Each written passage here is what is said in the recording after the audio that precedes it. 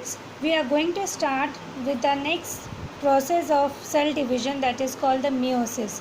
And meiosis is called reduction division. As you all remember, I told you in the class then that in this process the number of chromosome which is present in the parent, if number of chromosome it is present in the parent is 46, then in the daughter cells it becomes 23. And where does this process of meiosis takes place?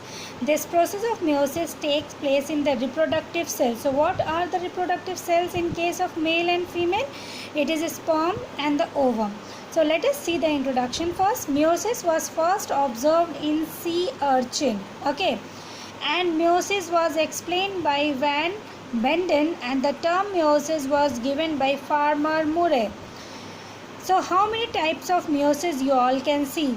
Basically, the first meiosis, as I told you in the introduction only, that meiosis it takes place in the reproductive cells, that is in the gametes. Okay, so testes and ovary are the places in the higher organisms where the meiosis takes place. Okay, if you have 46 chromosome in your somatic cells in your body, then the reproductive cells in your body will have 23 number of chromosome, that is half. Then zygotic meiosis in lower organisms like hydra, okay, they have, when the zygote is formed, there the zygote have n number of chromosome, that is half the number of chromosome that of the parents. Next is sporic meiosis. So in spores, okay, they maintain, in spores also they maintain the number of chromosome, number is maintained. Okay, how it is maintained? By meiosis. So when the meiosis takes place in the spores, spores are the reproductive unit of this pteridophyte. So in pteridophyte, formation of haploid spores takes place. So how will the haploid spore formation will take place? Only because with the help of the meiosis. Okay. Now, so before going into the detail, I would like to show you the process of meiosis. Suppose this is the cell, or this is the parental cell having 2n number. Okay, so now in the first meiotic division the number is reduced, that is if it is n in parent, it is going to be in daughter cells n. Okay, 2n to n, that is diploid has become haploid in each cases. Now again class, what will happen here? The second time meiosis will take place, and in the second time this number will be maintained, but the number of cells will increase. Okay, so if you all can see here what I am saying here, it will make you all more clear how.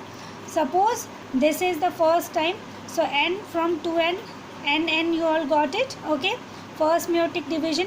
In the second meiotic division there will be no further reduction division. Here the process of mitosis, okay, mitosis what? Maintaining the same number of chromosome, okay, and the daughter cells are getting the same number. So here you will see the second time during the second meiotic division the number of chromosome is same, but the number of daughter cells has increased. Okay, so in the process of meiosis, mitosis and meiosis both takes place simultaneously.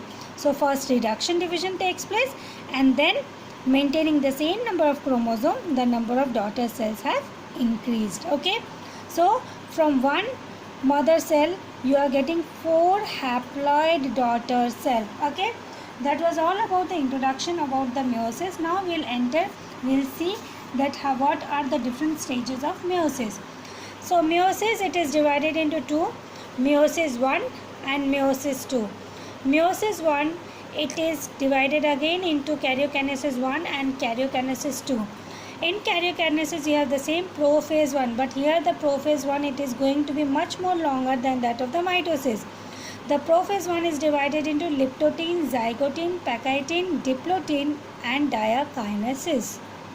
Next you have the metaphase 1, anaphase 1, telophase 1. After that the division of the cytoplasm will take place, that is cytokinesis. Reaching up to here, all the materials of the cells get exhausted. Okay, it gets used up.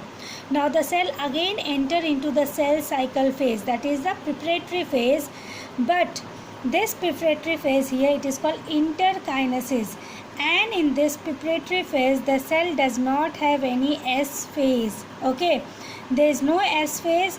Why? Because it does not want the chromosome to be replicated. Okay, so now, so here there is no S phase, so no replication of DNA takes place. Okay, now if replication takes place, then what will happen, class? Suppose if the mother was having 2n, okay, now it become n, again it will become 2n. So what will happen? The same thing will happen. If the replication will take place, the number of chromosome will increase. So that is why here is no S phase.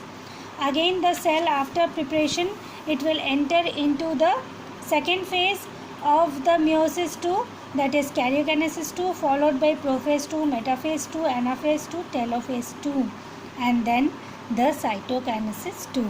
So in this way, the whole process of meiosis, it is being completed, followed by interkinesis. The cell will again enter into the cell cycle, but without any S phase. This is a very important question of Madhyamik. Okay class. So thank you class.